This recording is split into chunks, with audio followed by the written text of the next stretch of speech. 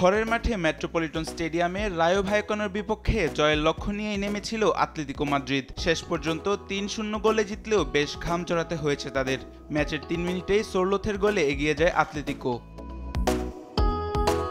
বল দখলে রেখে মাঝে মাঝে বেশ কিছু ভালো আক্রমণ করলেও ফরওয়ার্ডদের ব্যর্থতায় গোলের দেখা পায়নি ভায়োকানো। দুর্দান্ত কিছু সেভ করে তাদের হতাশ করেছেন আতলেতিকো গোলকিপারও। ৪৫ মিনিটে গ্যালাগারের গোলে আবারও লিড নেয় লাল সাদারা।